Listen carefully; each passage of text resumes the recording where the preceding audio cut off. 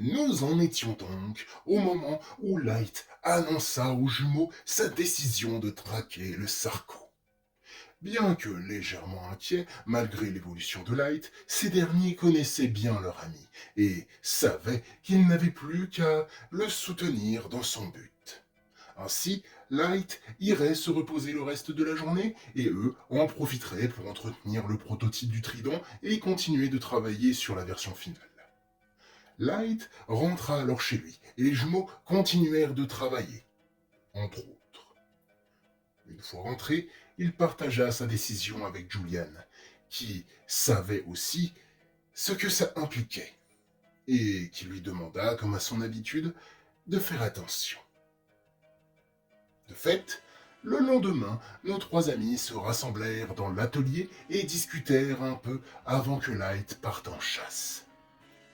Les jumeaux avaient retenu Light pour discuter d'un plan pour trouver et vaincre la créature. Mais alors qu'ils essayaient de rassembler les informations qu'ils avaient déjà, un raclement de gorge discret se fit entendre juste derrière Light. Quand il se retourna, il vit Sorel, le regard triste et fuyant. Il ne s'attendait pas à la voir et ne savait comment réagir, surtout vu comment s'est terminée leur dernière rencontre. Il la salua timidement et elle en fit de même. Puis, Light eut comme une étincelle de lucidité, se retournant rapidement vers les jumeaux avec un regard suspicieux et accusateur. Nos deux compères firent mine de ne pas avoir vu son regard, en sifflotant innocemment. Ce qui pour Light confirmait qu'ils avaient prévenu Sorel d'une manière ou d'une autre de sa décision. Il se retourna à nouveau vers Sorel, alors qu'un silence gênant s'étendait. Finalement, les jumeaux décidèrent de les laisser seuls et retournèrent dans leurs appartements sous l'atelier par la trappe qui reliait les deux, en laissant à Light ses affaires pour son départ. Au bout de plusieurs minutes de blanc, Sorel dit à Light qu'il avait intérêt à rentrer en vie, et encore lui-même, sinon elle ne lui pardonnerait jamais. Puis elle s'enfuit, une larme solitaire se détachant de sa joue quand elle commença à courir.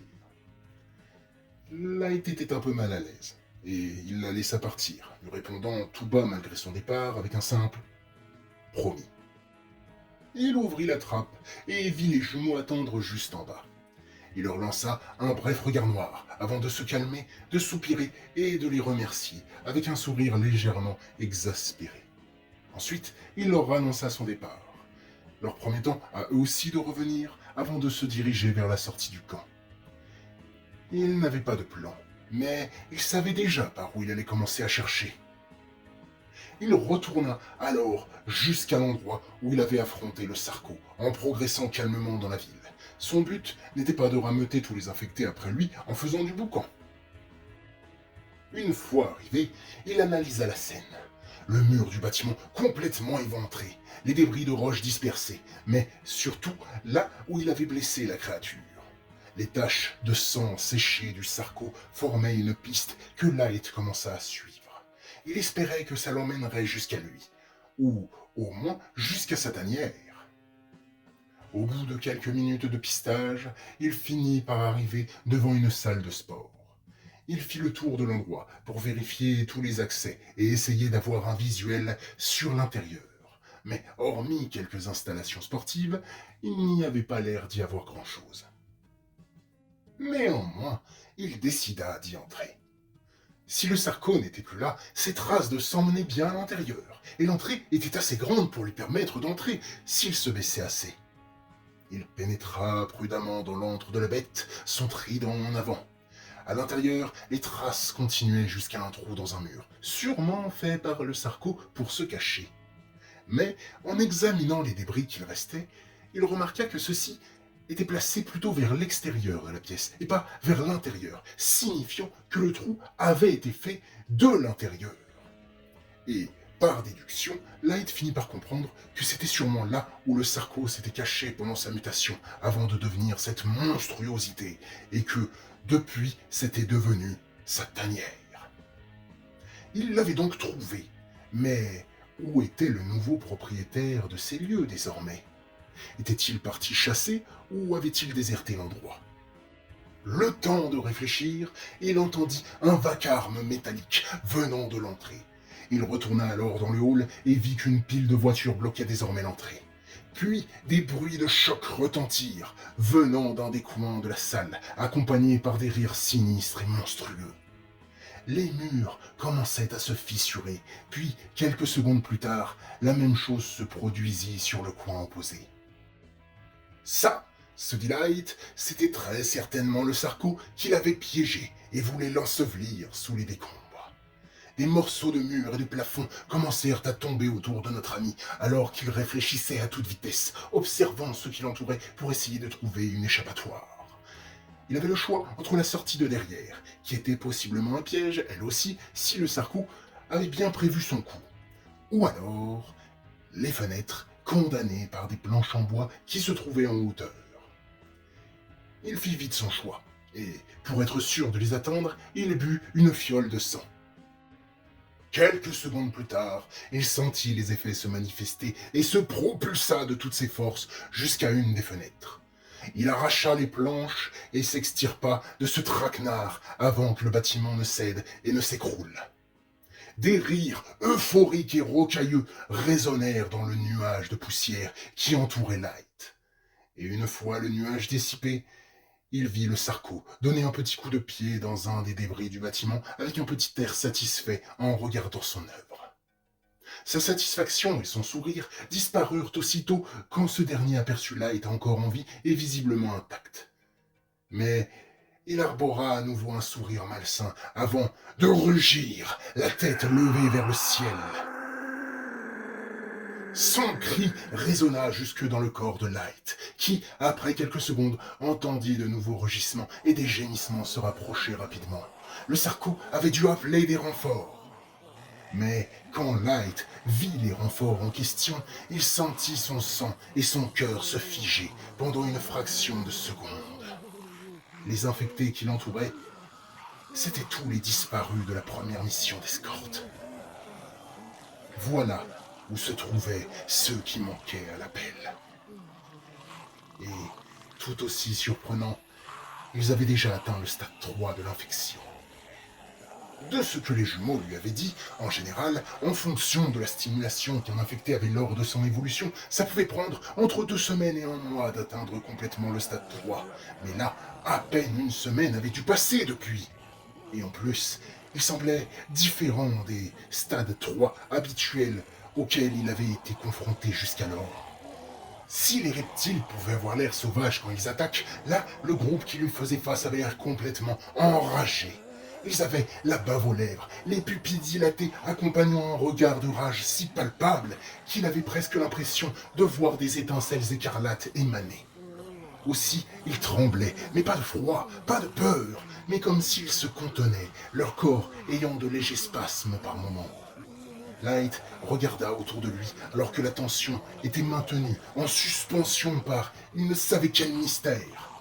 Puis, le Sarco frappa le sol du pied en rugissant à nouveau en direction de Light, ce qui provoqua l'attaque du groupe des disparus.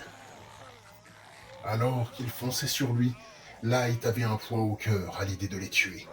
Il ne les connaissait pas bien, même de leur vivant, mais ils avaient travaillé ensemble, s'étaient croisés. Il les avait connus, même vaguement, avant qu'ils ne deviennent des monstres. Il avait maintenant une petite idée de ce que les gens des tours avaient ressenti en voyant leurs proches se transformer.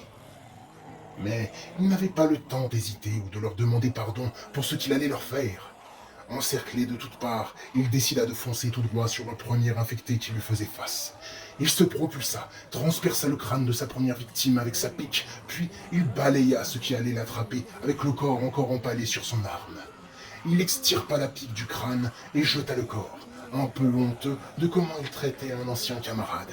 Mais sa survie primait et il comptait bien les libérer de leur souffrance en leur offrant la mort, avant de massacrer le Sarco pour tout ce qu'il avait fait. Il en avait donc eu un. Il en restait encore 6. Light fonça alors sur ses prochaines victimes et leur trancha la gorge. 2, 3. 4 étaient encore debout et se bousculaient pour attaquer Light. Ça l'étonnait d'ailleurs. Quand ils étaient nombreux, les infectés pouvaient se rentrer dedans. Mais là, ils n'étaient que 4 dans une rue plutôt espacée. Et pourtant, ils avaient presque l'air de se battre pour être celui qui arracherait les tripes de Light en premier. Le jeune homme recula de quelques mètres jusqu'à ce que l'un d'entre eux finisse par terre à cause des autres. Puis, il se propulsa. 4 en lui fendant le haut du crâne. Puis il se retourna en faisant un grand geste de fauchage, ce qui décapita le 5e et ouvrit le ventre du 6e. Alors que les tripes de sa dernière victime tombaient sur le sol, sans la moindre hésitation, alors que le dernier infecté se ruait sur lui, il l'empala par le bas de la mâchoire sur sa pique. Il déposa le corps du dernier des disparus infectés, acheva celui qui agonisait, les boyaux à l'air, et regarda le Sarko, qui avait observé la scène sans bouger, avec un air de déception sur le visage. Tant de temps passé à les capturer et à attendre qu'ils arrivent à maturité, et ils ne sont même pas capables d'au moins te blesser. Ils avaient du potentiel, mais ils sont bien trop instables. Leur seul véritable avantage, c'est qu'ils semblent désigner comme alpha celui qui les a infectés. Light sentit son sang bouillonner. Tu parles d'eux comme d'une expérience. Comme s'ils avaient été des cobayes. Le sourire carnassier et sadique du Sarko accompagna sa réponse. Bien évidemment qu'ils n'étaient que des cobayes. Les premiers-nés de notre souche de virus nouvellement évolués. Mais visiblement, leur intelligence et leurs capacités sont moindres comparées aux miennes et à celles des autres. Il faudra que je passe plus de temps à essayer de les encadrer quand je referai. Après t'avoir tué. Il caressa la cicatrice abominable au niveau de son œil. D'autant que j'ai encore ce que tu m'as fait en travers de la gorge. Mais bon, c'est un jeu. Je t'ai sous-estimé. Je ne referai plus la même erreur. Les deux adversaires se mirent en position, se regardant l'un l'autre avec une profonde envie de s'entretuer. Le véritable affrontement allait commencer. Comment allait-il se terminer? Par la mort de l'un ou l'autre? Par un autre match nul suivi d'un nouveau repli temporaire? Ou par la mort des deux combattants? Vous le savez à force. Vous le saurez dans le prochain épisode.